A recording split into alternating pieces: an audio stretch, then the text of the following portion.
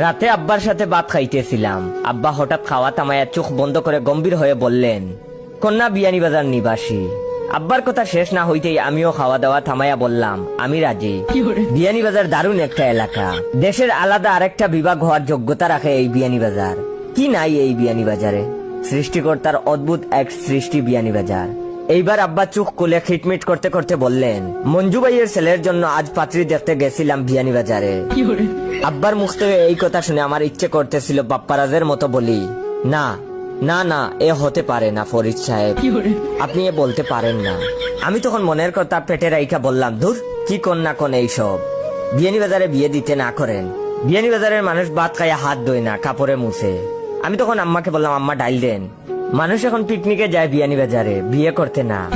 কি অদ্ভুত কথা, কন্যা বিয়ানীবাজার নিবাসী। আবার খিটমিট করতে করতে আব্বা বললেন, মঞ্জু ভাই তার ছেলের জন্য কন্যাকে পছন্দ করেছেন, আর কন্যার এক ছোট বোন আছে।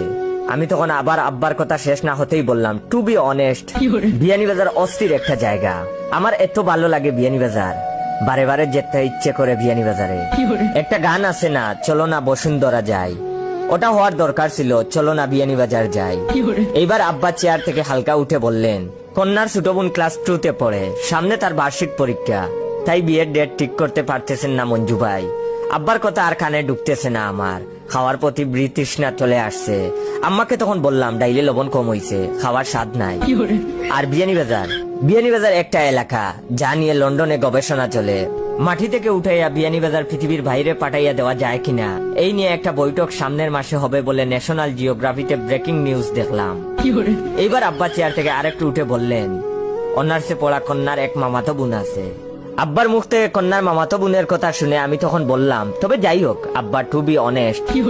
কথা শেষ করতে পারলাম না, বুঝলাম না ভদ্রলোক এত রেগে গেল কেন।